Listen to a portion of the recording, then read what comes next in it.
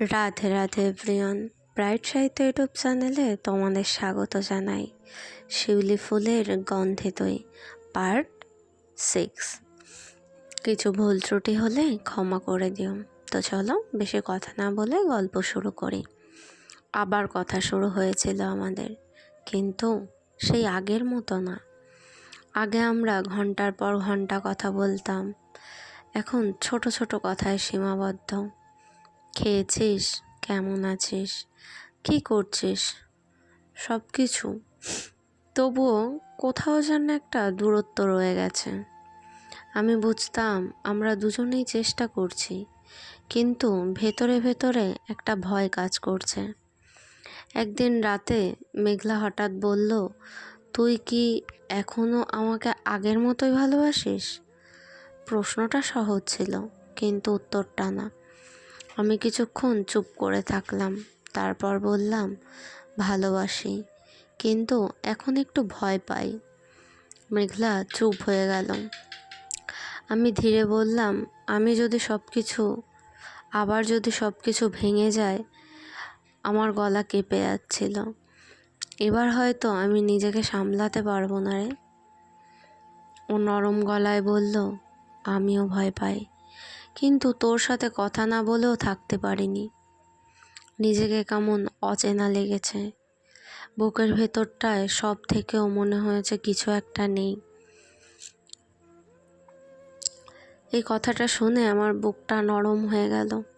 আমরা দুজনেই বুঝতে পারছিলাম এবার ভালোবাসা শুধু অনুভূতি না, একটা দায়িত্বও ছিল। দিনগুলো ধীরে ধীরে এগোচ্ছিল। আমরা আবার হাসতাম, কিন্তু আগের মতো নির্ভার না। একদিন মেঘলা বলল, এবার ছুটিতে বাড়ি আসছি। আমার বুকটা ধড়ফড় করতে লাগলো। সত্যি? হ্যাঁ, তোর সাথে দেখা করব। এই একটা কথায় সব পুরনো অনুভূতি আবারও জেগে উঠল, কিন্তু সাথে সাথে একটা ভয়। সামনে দাঁড়িয়ে কি আমরা আগের মতো হতে পারবো? সেদিন ভোরে আমি অনেক দিন পর নিজেকে একটু সাজালাম। শিউলি গাছটার নিচে দাঁড়িয়ে আছি, হাত কাঁপছে। মনে হচ্ছে প্রথমবার দেখা করতে এসেছি, এরকম ফিল হচ্ছিল। দূর থেকে একটা পরিচিত ছায়া এগিয়ে আসছে। আমার নিঃশ্বাস ধীরে ধীরে ভারী হয়ে উঠছে। আর তারপর ওর সামনে এসে দাঁড়ালো। মেঘলা। 1 বছর পর, কিন্তু মনে হচ্ছিল সময় থেমে গেছে ঠিক সেই জায়গাতেই। আমরা দুজনেই চুপ, কেউ কিছু বলছি না, শুধু একে অপরের দিকে তাকিয়ে আছি। আমি ধীরে বললাম, কেমন আছিস? মেঘলা হালকা হেসে বলল, ভালো, তুই? চলছে। কথাগুলো খুব সাধারণ, কিন্তু ভেতরে হাজারটা অনুভূতি। হালকা হাওয়া বয়ে এলো, শিউলি ফুলগুলো ঝরে পড়তে লাগলো। মেঘলা নিচু হয়ে একটা ফুল তুলে আমার দিকে বাড়িয়ে দিল। এখনো কোরাস? আমি হেসে বললাম, হ্যাঁ, অভ্যাস হয়ে গেছে। কিছুক্ষণ চুপ, তারপর মেঘলা ধীরে বলল, তুই বদলে গেছিস।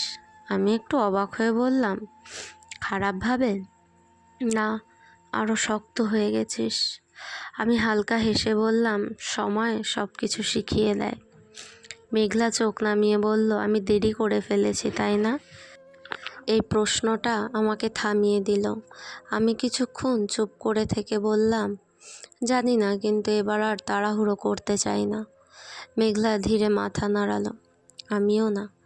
আমরা পাশাপাশি দাঁড়িয়েছিলাম, কিন্তু মাঝখানে একটা অদৃশ্য দূরত্ব মনে হচ্ছিল। হঠাৎ মেঘলা খুব আস্তে বলল, তুই কি আবার আমার হাতটা ধরবি? আমার বুকটা ধক করে উঠল। আমি ধীরে ধীরে ওর দিকে তাকালাম। এই সেই মানুষ যাকে একবার হারিয়েছি। আমি হাতটা বাড়ালাম, কিন্তু মাঝপথে থেমে গেলাম, কারণ এবার আমি শুধু অনুভূতি দিয়ে না, ভেবেচিন্তে এগোতে চাই। মেঘলা আমার দিকে তাকিয়েছিল, চোখে ভয়, আশা, দুটোই। তাহলে কি এবার তারা সত্যিই একসাথে হাঁটতে পারবে? কি মনে হয়? দেখা যাক। কেমন লাগছে গল্পগুলো? কমেন্ট করে জানিও। ভালো লাগলে লাইক, কমেন্ট এবং শেয়ার করে দিও এবং সাবস্ক্রাইবও করে দিও।